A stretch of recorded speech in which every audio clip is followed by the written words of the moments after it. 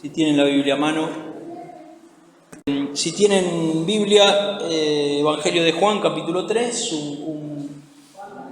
Juan 3, ahí hay un encuentro de Jesús con un religioso, con un estudioso del Antiguo Testamento, pero que tenía algunas dificultades para comprender verdades espirituales. Las verdades espirituales se comprenden por revelación que trae el Espíritu Santo, y vos podés ser un gran estudioso de la Biblia y no tener una pizca de luz, una pizca de revelación. Con esto no significa que no hay que leer la Biblia. Es muy probable que si yo leo la Escritura, el Espíritu Santo venga y traiga luz, porque el más interesado en revelar la palabra a nuestra vida es el Espíritu Santo. Lo que digo es que aún un maestro del Antiguo Testamento, como era Nicodemo, tenía ciertos problemas para comprender algunas verdades esenciales en el plano espiritual. Yo estoy plenamente consciente de que hoy vamos a abrir las Escrituras y vamos a hablar de algunas cosas, y estoy plenamente consciente de que somos gente que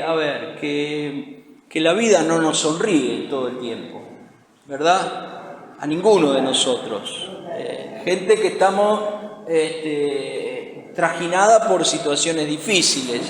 La vida no nos sonríe, o hay alguno que la vida les sonríe siempre, ¿verdad que no? Somos gente que trabaja, que enfrenta la vida, que nos toca sufrir, algunas veces mucho más de lo que no, que la gente cuando te golpea la puerta no te dice buen día vecino, vengo a darle una buena noticia, ¿no? Cuando te golpean la puerta o es para pedirte algo o es para mandarte a pasear por alguna situación, ¿verdad?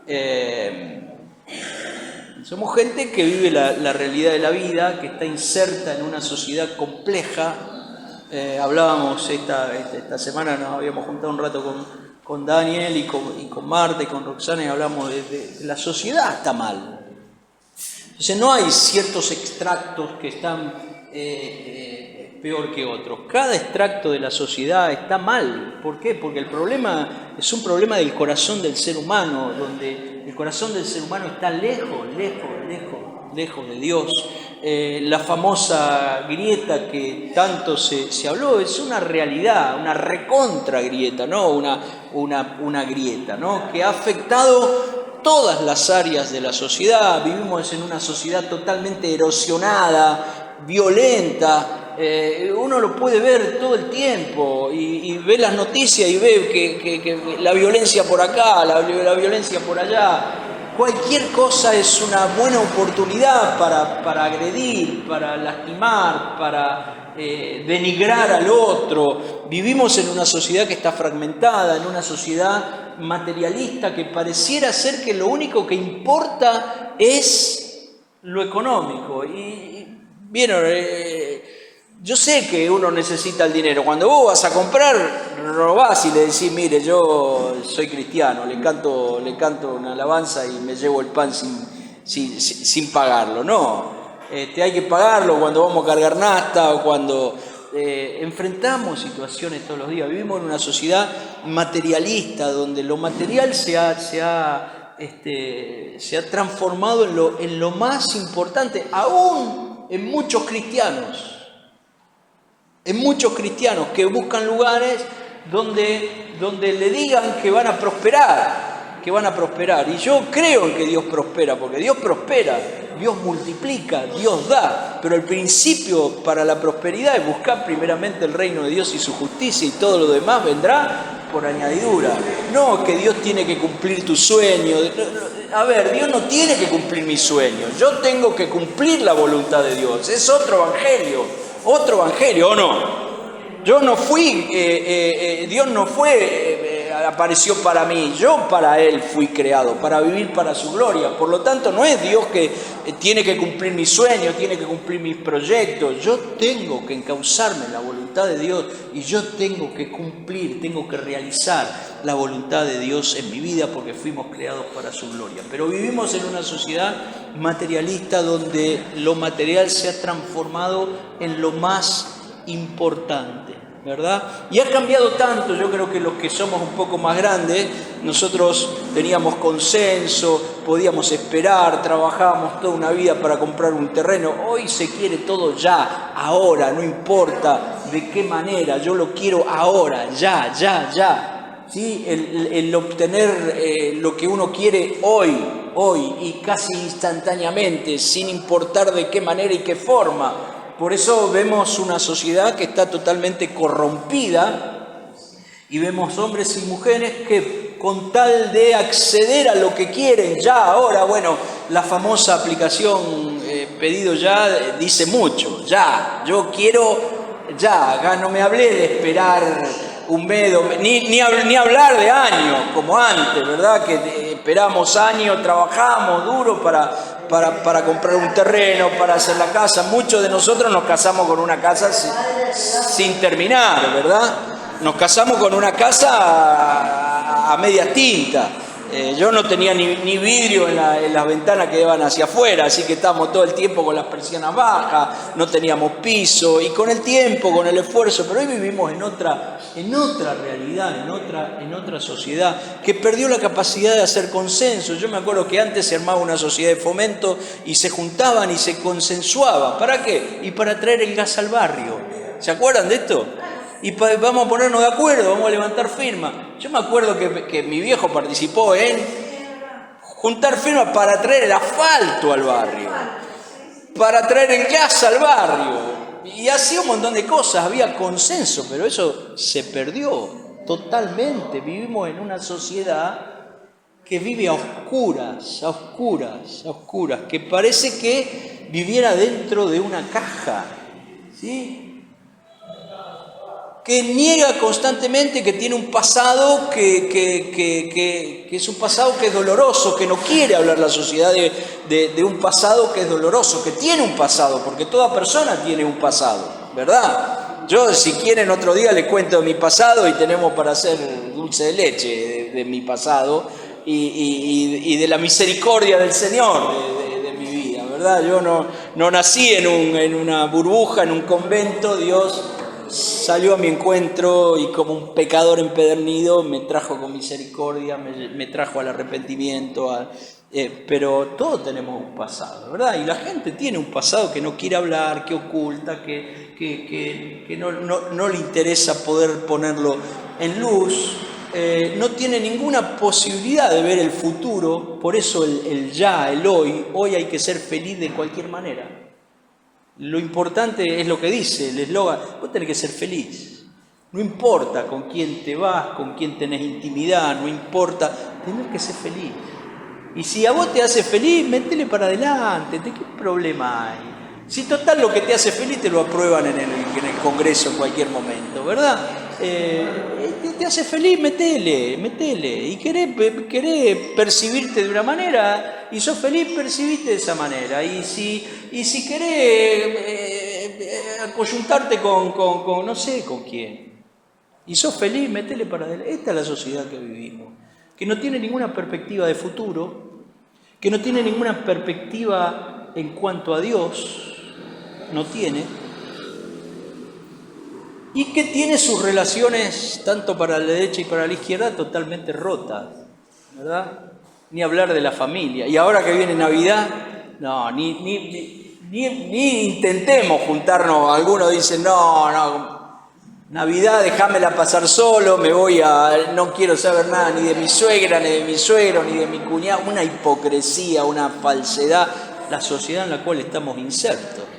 El gran problema es que muchas veces esta realidad se traslada a la vida congregacional, a la vida de iglesia. Hay muchos que dicen conocer a Cristo que viven en esa realidad. ¿Toca decir amén? ¿Verdad o me equivoco? Hay muchos que dicen ser cristianos que viven en esa realidad. Y la iglesia, dijimos que es familia, es cuerpo, es templo, pero la iglesia es el pueblo de Dios. los que fuimos llamados a anunciar las virtudes de aquel que nos llamó de las tinieblas a la luz. El Señor Jesús dice, ustedes son la sal de la tierra. Si la sal pierde su capacidad de salar, ya no sirven para nada, sino para ser hollada. ¿Saben lo que significa hollada? Pisoteada por los hombres y echada afuera. Una iglesia que no responde a los propósitos de Dios es una iglesia no solamente que no sirve para nada, sino que estorba, que confunde. Entonces el Señor dice, ustedes son la luz del mundo, y una luz tiene que estar puesta en un lugar donde alumbre, que se vea. Ahora, está puesta en un lugar alto, la iglesia tiene que verse, y cuando la iglesia está puesta en un lugar que se ve lo bueno y también se ve.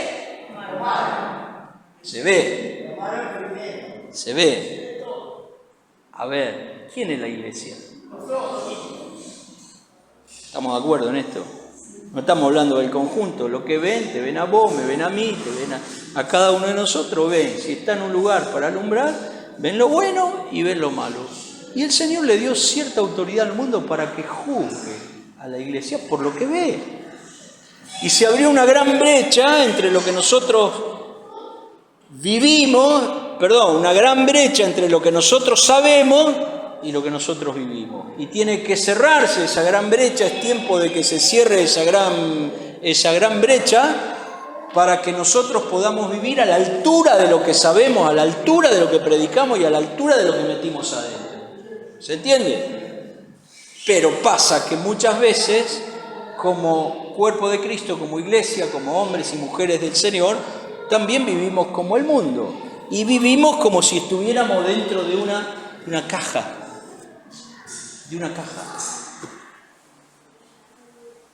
¿Por qué? Porque no tengo posibilidad de mirar para arriba ni de relacionarme con Dios. No tengo posibilidad de resolver los problemas interpersonales para los costados. No tengo posibilidad de resolver el pasado y no tengo posibilidad de ver el futuro. Es como vivir dentro de una caja oscura. Gracias, Señor. Oscura. ¿Ustedes conocen gente que parece que vive adentro de una caja? Oscura. Y lo más triste de todo es que el que vive dentro de una caja, a veces se escucha, si ustedes prestan atención, el que vive dentro de una caja dice, yo soy libre, se escucha de adentro de la caja, yo hago lo que quiero, hago lo que se me da la gana, nadie vive como se le da la gana. Las personas están bajo un gobierno espiritual. El que no vive bajo el gobierno del Señor, el que no está insertado en el reino de los cielos, vive bajo el gobierno de las tinieblas. No hay puntos medios. Esto es lo que dice la palabra. No es un invento pastoral, no es un invento religioso. Algunos dicen, el pecado es un invento de la iglesia para manipular a la gente. Bueno, anda a pecar libremente y después que te saque el cargo de conciencia, mondongo, ¿verdad? O la condenación que trae el pecado. No es un invento. Entonces, algunos que viven dentro de la caja, el mundo, pero muchos cristianos que viven, yo hago lo que quiero a mi manera. ¿Se acuerdan de aquella canción de Frank Sinatra, a mi manera? Ese es el himno nacional del reino de las tinieblas. Viví a tu manera. A mi manera, ¿verdad? No es a mi manera, porque todo aquel que se encuentra con Cristo necesita ser transformado, cambiado y ahora vivir de acuerdo a la voluntad de Dios. ¿Vamos bien o estoy difícil? Vamos bien, ¿sí? En Juan capítulo 3, uno se encuentra ahí con Jesús, con una charla con Nicodemo, un maestro de la palabra, un maestro del Antiguo Testamento, y dice el versículo 1 del capítulo 3, había un hombre de los fariseos que se llamaba Nicodemo, un principal de los judíos. Este vino a Jesús de noche y le dijo, Rabí, sabemos que has venido y que has venido como maestro, porque nadie puede hacer estas señales que tú haces si no está Dios con él. Respondiendo Jesús le dijo, de cierto te digo, el que no naciere de nuevo no puede ver el reino de Dios. Y este Nicodemo, que vivía dentro de una caja, aunque era maestro del Antiguo Testamento, vivía dentro de una caja, le dice, ¿cómo puede un hombre, escuche, un hombre grande, cómo puede decirle esto al Señor, no? ¿Cómo puede un hombre nacer siendo viejo? ¿Puede acaso entrar por segunda vez en el vientre de su madre y nacer? Respondiendo Jesús, le dijo, de cierto te digo, que el que no naciere del agua y del Espíritu no puede entrar en el reino de Dios. Lo que es nacido de la carne, carne es, y lo que es nacido del Espíritu, Espíritu Santo es. Así que este Nicodemo vivía dentro de una caja, aunque era maestro de la Biblia, maestro del Antiguo Testamento, un intérprete, vivía dentro de una caja. Revelación cero en el plano espiritual. Y cuando el Señor Jesús habló, miren, había gente que lo escuchaba, que era del vulgo y era capaz de recibir lo que el Señor decía, pero cero luz en su vida, cero revelación, y le dice: yo te vi, de adentro de la caja te vi, y nadie puede hacer las obras que vos haces si Dios no está con él. Ahora digo, Dios tiene una respuesta concreta para todos los que viven dentro de una caja y que no tienen posibilidad de mirar para arriba, ni mirar para atrás, ni mirar para adelante, ni mirar para los costados. El reino de los cielos Jesús tiene una respuesta concreta, una respuesta de transformación, de cambio. No es un parche, no es una mejora, no es la mejor versión mía, no. Miren, la mejor versión mía no sirve en el reino de Dios. Lo que tiene que pasar es que el viejo Juan se tiene que morir para nacer de vuelta, y el nuevo nacimiento es producto de cuando el Espíritu Santo, la conversión no es algo racional, es un hecho netamente espiritual, porque si el Espíritu Santo no viene sobre tu vida y mi vida, y me da conciencia de pecado, y me revela que la única manera de alcanzar misericordia es yendo a Cristo, y confesarse, tener un pasado y un presente confeso, bajo la luz de la palabra y de la persona del Señor, no hay nuevo nacimiento. Por lo tanto, el reino de los cielos, Jesús mismo, trae una respuesta concreta. Toda decisión, yo tengo la posibilidad acá de tomar decisiones. Toda decisión que yo tome acá repercute en la eternidad. Amén. ¿Ustedes creen esto? Si yo tomo una decisión por el Señor, si yo estoy dispuesto a poner mi fe en el Señor, si vivo con frutos dignos de arrepentimiento. El arrepentimiento no es un hecho puntual una vez. Yo sé que alguno va a decir: ¿pero qué está diciendo? Sí, se arranca, es el inicio de un camino, pero la palabra me dice que tiene que haber frutos dignos de arrepentimiento. Debo vivir como una persona arrepentida constante y continuamente, ¿verdad? Y si yo no nazco de vuelta, voy a seguir metido en una caja. Y el gran problema es aquello, yo sé que el mundo está así, que la iglesia, que somos nosotros, somos la luz del mundo, y que somos aquellos que tenemos que llevar esta verdad y esta esperanza al que vive así, dentro de una caja. Pero si nosotros seguimos dentro de una caja, ahí está el problema, ¿verdad? Y el reino de los cielos trae una respuesta concreta. Les decía, todas las decisiones que yo tome aquí repercuten en la eternidad. Si yo soy una persona que ha decidido por el Señor, bajo la guía del Espíritu Santo, alumbrado, con conciencia de pecado, que nació de vuelta, y bueno, va a repercutir en la eternidad. Ahora, si yo vivo una vida relajada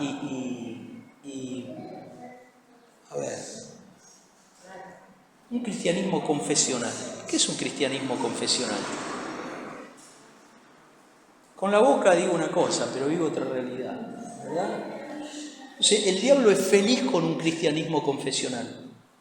El diablo está feliz. Si vos vivís un cristianismo confesional, donde yo aprendí a hablar y a usar términos como reino de Dios, señorío de Cristo, discípulo, discipulado, y todo lo que nosotros sabemos y aprendemos rápido a manejar, pero nos cuesta mucho vivir, y cuando nos transformamos en cristianos confesionales, el diablo está pero feliz de que vivamos un evangelio confesional.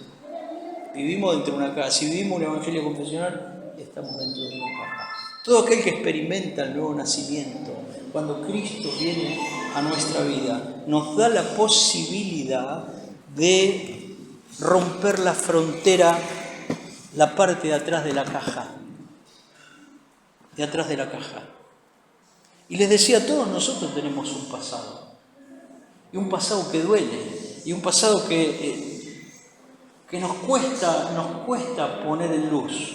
Nos cuesta poder hablar, nos cuesta poder confesar. Necesitamos tener un pasado confeso, bajo la luz del Espíritu del Señor. No puedo decir, bueno, esto quedó... No. Porque la palabra de Dios dice, el que confiesa su pecado y se aparta, alcanza misericordia. Y el confesar mi pecado y apartarme es un medio de gracia. Es el medio de gracia que Dios me dio para que pueda alcanzar misericordia. Así que no puedo dejar el pasado. Si el pasado está confeso, si el pasado está en luz, está bárbaro, ¿verdad? Pero hay muchos que viven con un pasado tenebroso y con un pasado no solamente un pasado lejano, sino con un pasado cercano. Sí, que le cuesta mucho ponerlo en luz y ponerlo... Mi hermano, no hay ninguna posibilidad de poder vivir un presente pleno, feliz, lleno del Espíritu Santo, si yo no tengo un pasado confeso y puesto bajo la luz del Espíritu Santo. ¿Y a quién tengo que ir a confesar? Y yo tengo que ir a confesar al único que puede perdonar mis pecados. Al único. Al Señor. Claro, alguno puede preguntar, pero el Señor sabe. Sí sabe, pero quiere que yo sepa que el único responsable de mi pecado soy yo. Porque nosotros somos especialistas en echarle la culpa de nuestro pecado a otro. No, el contexto en el cual me muevo, el contexto cultural, la sociedad, no porque me indujo, no porque me dio la oportunidad. El único responsable de mi pecado soy yo. Y cuando voy a confesar, lo que Dios espera es que yo le diga, Señor, yo pequé contra ti. Y contra ti solo he pecado, y el único responsable de este pecado soy yo, y voy con arrepentimiento, y voy a abrir mi corazón a suplicar que la sangre poderosa de Cristo me lave, me limpie, me liberte. Miren, el único lugar en el mundo donde se dicen este tipo de cosas es en la iglesia. Es un lugar glorioso donde podemos decir este tipo de cosas, podemos tener un pasado resuelto. Si soy capaz de poder abrir mi corazón y sacar la mugre debajo de la alfombra. Pues no se puede, vos podés meter la mugre debajo de la alfombra una vez, 2 veces, después va a tener una montaña, ¿verdad? De sacarla, confesarle al Señor. Y algún hermano espiritual que me pueda ayudar sobre situaciones, porque a veces pecados que persisten se transforman en ataduras y que necesito que alguien espiritual, no un cómplice. Cuando vamos a abrir nuestro corazón no necesito un cómplice que me diga, no pasa nada, esto está bárbaro. No, necesito un hermano espiritual que pueda velar por mí, que pueda guiarme, que pueda orar por mí, que pueda romper las ataduras, reprender las tinieblas, preguntarme con amor en un marco de cierto secreto de confesión, preguntarme cómo estoy, cómo marcha esto, todavía estás, ¿cómo va? ¿Se entiende lo que digo? ¿Se entiende? El único que perdona pecados es el Señor, pero necesito también un marco para poner mi corazón en luz, porque si estamos en luz como Él está en luz, tenemos comunión unos con otros, y recién ahí la sangre de Jesucristo nos limpia de todo pecado. Cuando Cristo viene, rompe la frontera de atrás y trata con nuestro pasado. No puede haber vidas que siguen a Cristo con un pasado que no esté bajo la luz del Señor y de la palabra del Señor. Amén. Y se abre la frontera de atrás. Pero cuando Cristo viene también, abre la frontera del costado, ¿verdad? El costado. Las relaciones interpersonales. Y ¿cómo resolvemos las relaciones interpersonales? Porque todo aquel que le entrega la vida a Cristo, que experimentó el nuevo nacimiento, hace poquito yo hablé de un tema, que, ¿se acuerdan? Que pasamos el videíto. ¿Se acuerdan? ¿De qué hablamos ese día que pasamos el videíto?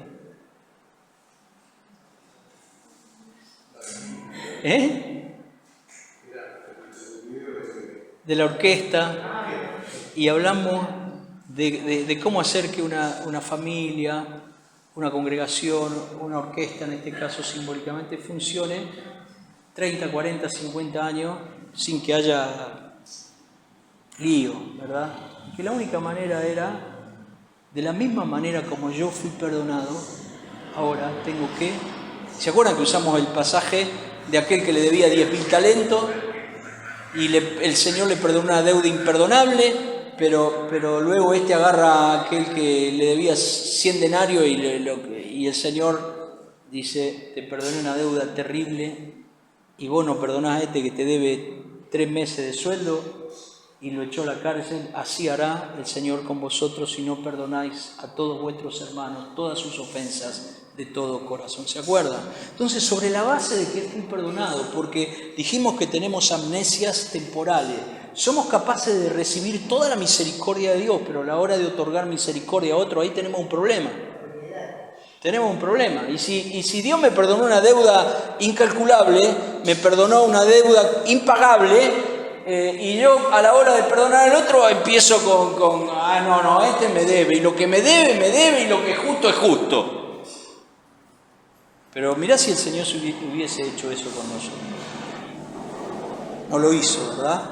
Entonces, de la misma manera, dice el Señor, como fuiste perdonado con una deuda incalculable, tenés que tener la capacidad de perdonar. Y que la manera de medir el aceite, el nivel espiritual, es qué capacidad de perdonar yo desarrollé en mi vida. Es la manera de medir mi estatura espiritual. ¿Qué capacidad de perdonar desarrollé a lo largo de mi vida? Entonces las relaciones cuando el reino de los cielos viene y podemos ser perdonados, y en la base de lo que se nos perdonó, nosotros podemos perdonar y restaurar relaciones hacia la derecha y hacia la izquierda, resolver, estar dispuesto somos un pueblo reconciliado que reconcilia, somos un pueblo perdonado que perdona, somos un pueblo libre que libera. No estamos para generar disputas ni competencias, y sufrir injustamente, y se acuerdan que el Señor dice, así hará el Señor con ustedes si no perdonan a sus hermanos todas sus ofensas de todo corazón. ¿Y qué significa de todo corazón? Que asumo el costo. Que asumo el costo. Como el Señor asumió el costo de tu deuda y de mi deuda, y que no dijo, él sufrió el agravio, pagó la deuda, el costo lo asumió. Y cuando el Señor nos manda a resolver problemas interpersonales, nos manda a perdonar en base a lo que se nos ha perdonado y a costo. ¿Me hiciste esto? Susana, ¿me hiciste esto? No hace falta ni que me vengas a pedir perdón, ya te perdoné, estás... ¿verdad? Y actúo consecuentemente a este hecho, porque si yo digo te perdoné, pero te veo por la calle y agarro por la vereda de enfrente y... ustedes me entienden, ¿no? Cuando el reino de Dios viene, rompe las fronteras para la derecha y para la izquierda, pero también cuando el reino de Dios viene, rompe la frontera para adelante. La gente no tiene ningún tipo de noción de la vida espiritual. No sabe lo que va a pasar cuando se muera. Cuando uno va a un velorio de una persona joven, es un desastre. Es una catástrofe cuando alguien muere y muere sin Cristo, pero cuando alguien va a un velatorio de alguien joven, no hay ningún tipo de esperanza. No hay ningún tipo de esperanza, ¿verdad? La gente está destruida y los hijos de Dios tenemos una esperanza gloriosa, es Cristo en nosotros la esperanza de gloria. Por lo tanto, nosotros podemos mirar el presente y podemos mirar el futuro de una manera totalmente distinta. Y Jesús habla de este tema. ¿Y dónde habla? Yo quisiera que juntos podamos ver un poquito qué es lo que dice el Señor Jesús en Juan capítulo 14. ¿Cuándo pasa esto? Vieron que el Señor Jesús en la Semana Santa, lo que nosotros tenemos por Semana Santa, El Señor Jesús fue crucificado el viernes. El viernes. ¿Cuándo pasa esto que vamos a leer? El jueves a la noche. El jueves a la noche el Señor hace una reunión con los discípulos y le empieza a hablar de algunas cosas. Juan capítulo 14. Y les dice: no se turbe vuestro corazón. Creéis en Dios, crean también en mí. En la casa de mi Padre muchas moradas hay. Si así no fuera, yo se los hubiera dicho. Le dijo: muchachos, si esto no fuera así, yo nunca le diría una cosa como esta.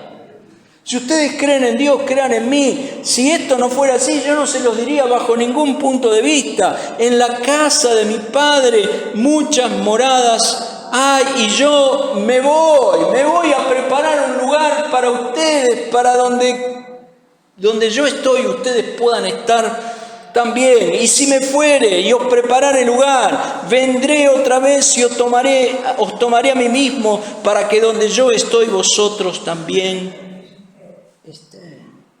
Nuestra esperanza.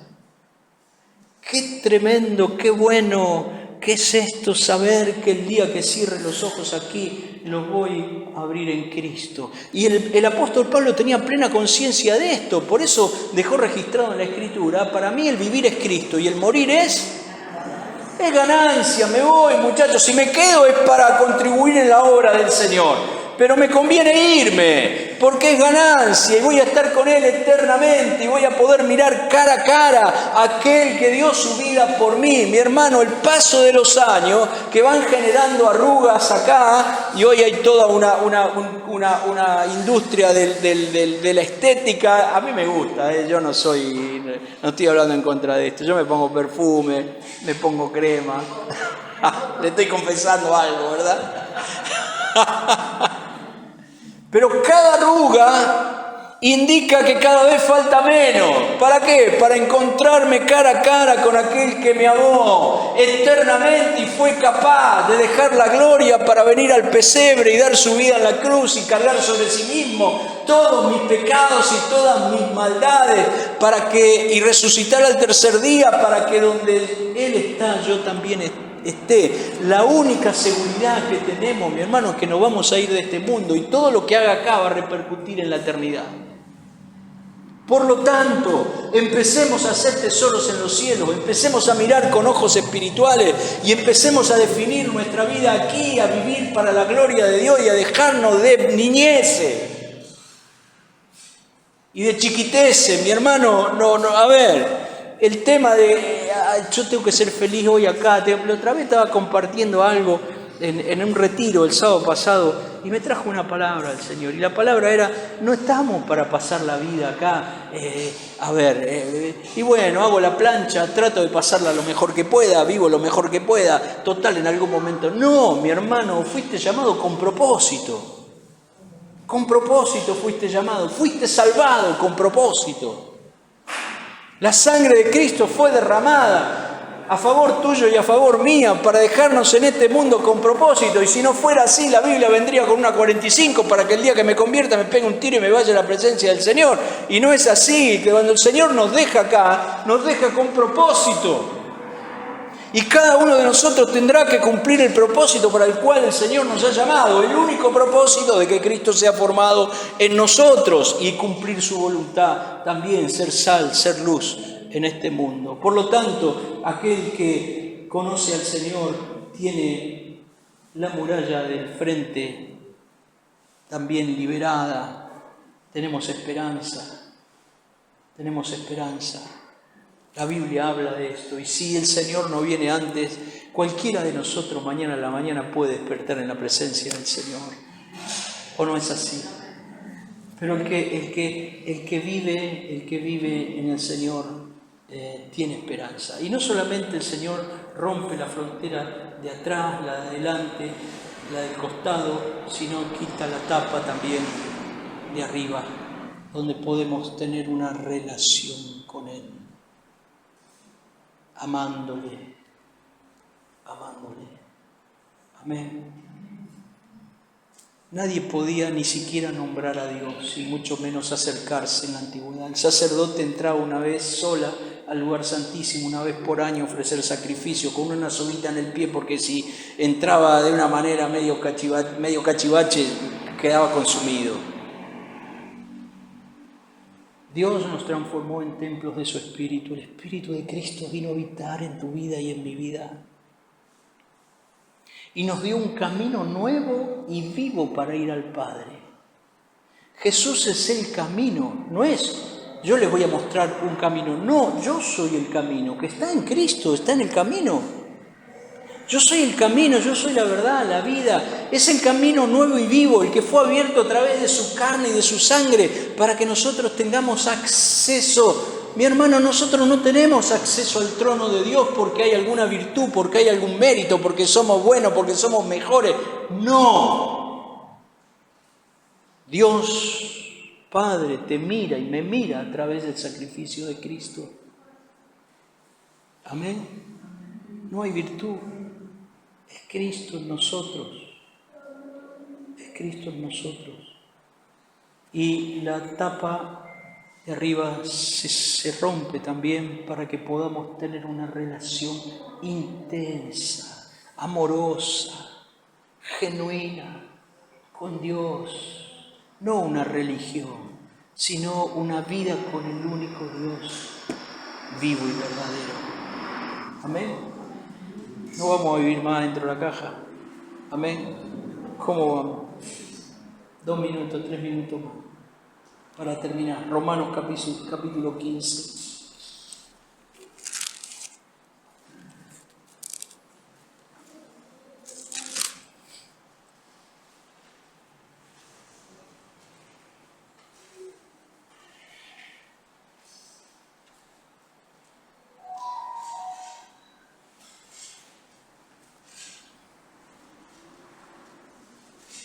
Versículo 13.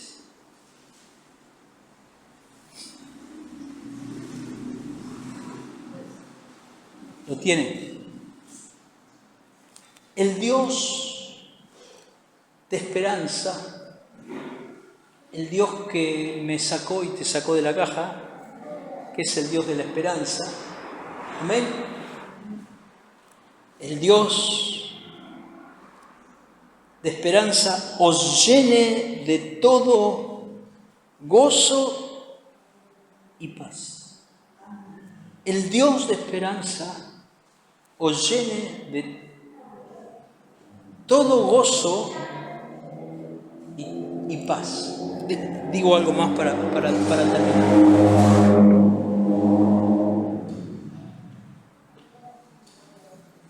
¿Qué es esto? Es obvio que es una manzana, pero ¿qué es? Un fruto. Yo en vez de traer una manzana tuviera que traer una mandarina, una naranja, porque la palabra de Dios dice que el fruto del Espíritu, un gajo es, ¿cómo es? ¿Qué más? ¿Y? Espera un poquito ahí. Y el Dios que te sacó y que me sacó de la caja, que es el Dios de la esperanza, os llene de todo gozo ¿y qué es el gozo y la paz? ¿Es fruto de qué? Es fruto del Espíritu. O sea que necesito vivir fuera de la caja, lleno del Espíritu, ¿sí? Fruto. ¿Qué Dios espera de mí y de vos? Fruto. Así como salimos de la caja, que demos fruto, que seamos fructíferos. La Biblia dice que las obras de las tinieblas son infructuosas, pero los hijos de Dios, fructíferos. Así que esto es un fruto, y el Dios que nos sacó de la caja, el Dios de la esperanza, dice, os llene de todo gozo y paz. Y vos dijiste que la palabra dice que el fruto del Espíritu es amor, gozo y paz. Y sigue.